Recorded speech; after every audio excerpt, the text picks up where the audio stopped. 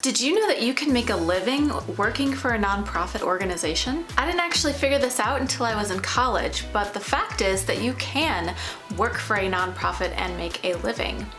There are just a couple of catches. So if you are thinking about a career in nonprofits or thinking of starting a nonprofit and wondering how you will make a living if you do so, I'm going to talk you through a few things that you should be considering in this video. Welcome back. If you are new to my channel, my name is Amber Melanie Smith, and I am a nonprofit founder, executive director, and speaker on leadership and service. I also make these videos here on YouTube every week, so feel free to subscribe and join me regularly for information on making an impact, nonprofits, leadership, service, and so much more. My whole mission is to help you, aspiring change makers, with tips and strategies to help you change the world while living a life of impact and purpose. So just a little bit of context. I mentioned I am a nonprofit founder, so I launched a nonprofit organization that I currently work full-time for many years ago, and so I have been through this experience of what it takes to start an organization,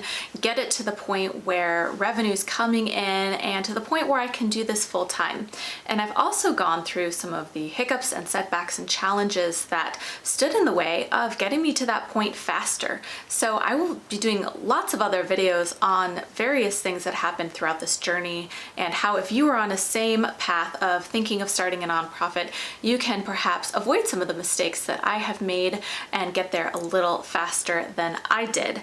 But for this video, I want to talk about a couple things that you really should know about how nonprofits work and how to be able to get to a point where you could work for a nonprofit full-time if that is what you are thinking of doing. So I mentioned that there's a catch when it comes to being able to receive a salary and work full-time for a nonprofit organization. There's actually two catches that I want to talk about in this video. The first catch is that by law, a nonprofit organization in the United States has to have a board of directors, and it is the board of directors who creates the nonprofit's budget and decides whether to hire you or not and what your salary is going to be. So you can't, or rather it's unethical and in some cases illegal, to be able to decide what your own salary is going to be and give it to yourself. This doesn't mean, however, that you can't request a certain salary from your board of directors or make recommendations to your board for a certain salary. You should certainly, as any nonprofit professional, be doing compensation research to know what other salaries look like in organizations of a similar budget range as yours, so that you know if you're being paid fairly or not. More often than not, the sad truth is that nonprofit professionals get paid far below what they are worth, and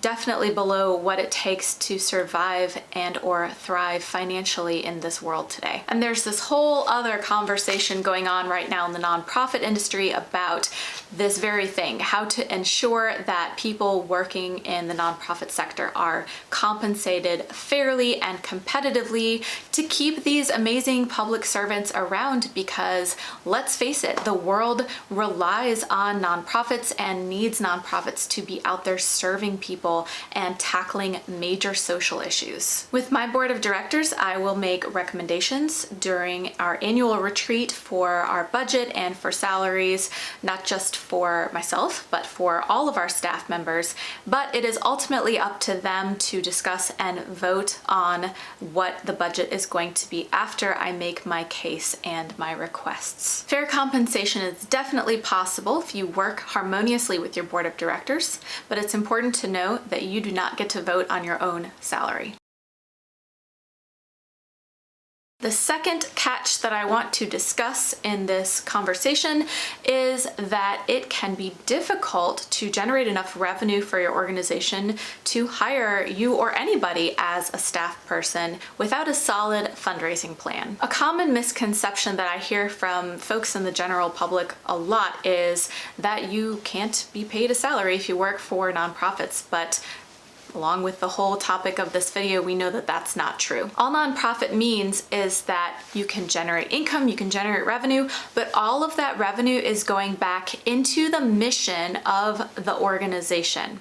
That can include, and often does include, covering the costs of staff, because staff is a critical component of meeting the organization's mission. There's so many ways that having highly trained, professional, committed staff that you can retain for years is just a really smart idea for the sustainability of your organization and its ability to maximize the impact it can be making on the community and the world. So if you are starting a nonprofit, it is super, super important, if you hope to have staff at all for your nonprofit at any point in the future, to have a really solid fundraising plan going into when you very first start the organization. So what this looks like is creating a business plan before you even pick a name for your organization. Worry about the name later, start with the business plan now. And the business plan really needs to include how you plan to raise money and generate income sustainably for your organization. What sustainable means is that it's not a one-time infusion of money into your cause,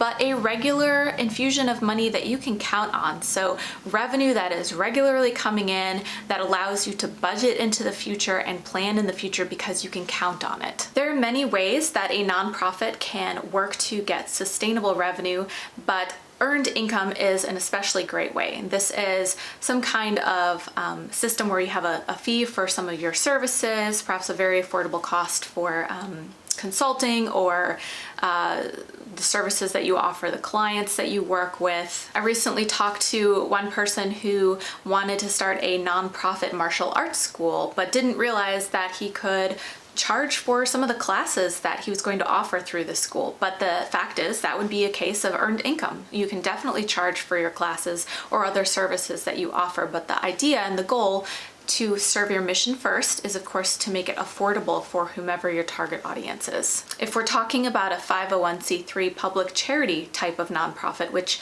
is usually the kind of nonprofit most people think of starting, then you have to be thinking of your mission first and making sure that if you have an earned income system, that you are not leaving out the very people that you're trying to serve.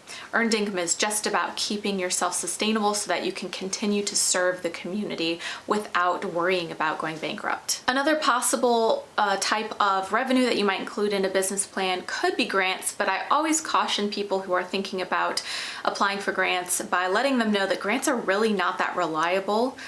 Even professional grant writers have maybe just 1 in 10 grants that they can achieve for an organization that they're writing their grant for.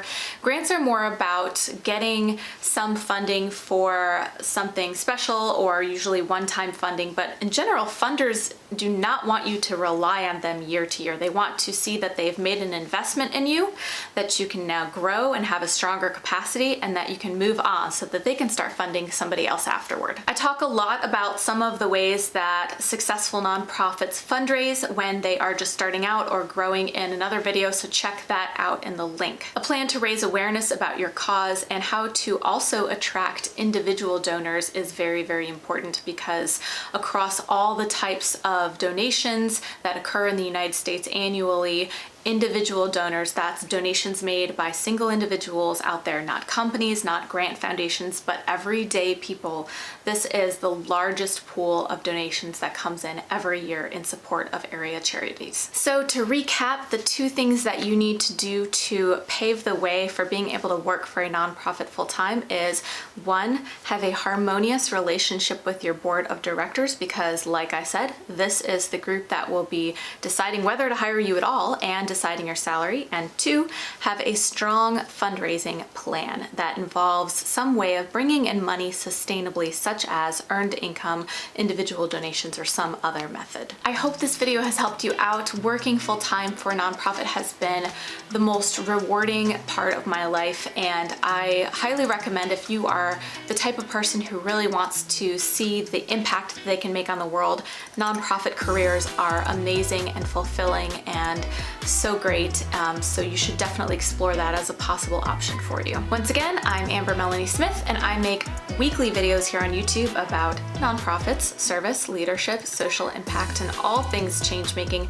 Please subscribe, share my channel, share these videos with others that you think might enjoy them, and don't forget to ring that bell so you can get alerts when I publish my next video. And if you are on Facebook, I have a great group you should check out called Change the World or Bust, where myself and other change makers are having conversations about how we can make an impact and live a life of purpose. Thank you so much for watching, and I hope to see you next time.